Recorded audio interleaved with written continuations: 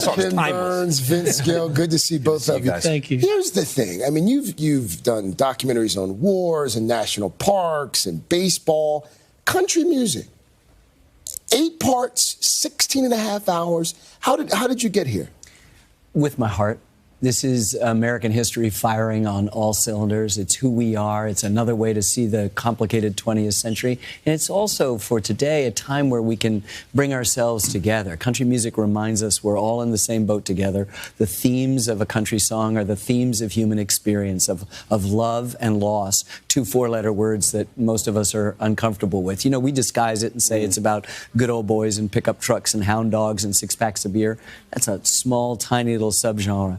When you hear Go Rest High on That Mountain by Vince, or you know, he says, at the end of the day, all I ever wanted from music was to be moved. Yeah. Country music at its heart is telling us about basic human experiences and that we're all together in this. It's only us, there's no them. And that's good medicine right now. Where do you start with something like this, Ken? Like, you want to go this far back. What was your first call? Where our writer, Dayton Duncan, discovered a moment in 1923 when radio, this brand new medium radio, hits phonograph records that are just being produced of the first country stuff, and then we go back and collect all the antecedents. Remember, there's a huge African-American component. The banjo is from Africa, and the fiddles from Europe and the British Isles. And so we start there, go back, collect the history of it, and just move forward through the 20th century as country music, which we tend to label and sort of in silo as one thing, has always been many, many different things, and has always been curious and omnivorously striving for the next thing. And there's no divisions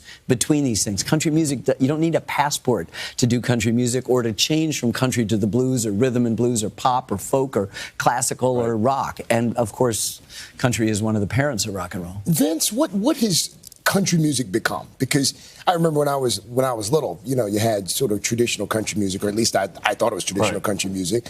But now it seems as if there's been this evolution that, you know, whether it's Lil Nas X or Taylor Swift for a while, who's considered country. Talk to me a little bit about where it was and what it is now. Well, I think you have to, if you're going to do a comparison, you have to do all music. It's not fair to just take country music and say only country music has changed, because jazz has changed, rock and roll has changed, rhythm and blues has changed, there's hip-hop, there's rap, there's every form of music has found a new way to communicate with people, and we're no different. We are so grateful to Ken and Dayton and Julie for taking this on, and from my viewpoint, finally giving us some dignity and some respect that we have longed for ever since we started making this music. There's a great quote in the documentary where Garth Brooks says, you know, everybody's trying to define what is country music.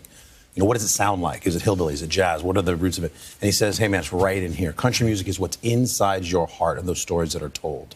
That's exactly right. The songwriter Harlan Howard said it's 3 chords and the truth. It acknowledges that those 3 chords might suggest a simplicity, but the other side of that, the truth, is about boring right into who you are. Right. You know, you think about Hank Williams. He says, the silence of a falling star lights up a purple sky, and as I wonder where you are, I'm so lonesome I could cry. Why do I get the feeling that certain people in country are trying to protect something about country music where they don't want it to evolve? They think it's being almost bastardized. Is that what it is? What are they worried about? All musical forms are trying to expand and learn new things, and artists are trying to cross the boundaries. And then people within that genre are equally saying, but we can't go that far without also remembering where we came from. And it's true in every musical form, as Vince says, and it's really true in country. You see these periods of vast experimentation, and then people coming back say, you know, I need to get back to my roots. Vince, really quickly, what's your favorite country song?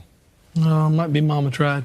Mama Tried. Or probably Wildwood Flower. That's the first thing I ever learned to play on the guitar. And the first lead guitar player in the history of country music was a woman, Mother Maybelle Carter. I love that. The African-American influence of country music, which nobody talks about. In fact, they think it doesn't exist. It does exist, as you mentioned, and I love the female reference there, too, I mean, there were strong women from the very beginning, and Hank Williams said he'd learned everything he needed to know about music from Rufus T. Tot Payne, who was an African-American. Well, why then has it become so hard for country music artists who are women to get on the radio? Well, I think that's a problem right now, but they're hugely popular everywhere else but radio play. But there's, I guess, a good old boy network with regard to that. But that'll change. That's your next documentary.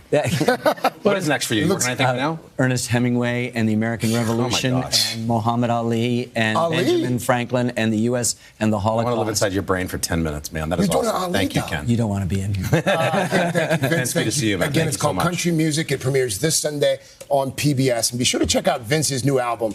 It's called Okie. Oh, that's a good one. Blake Shelton's going to like that.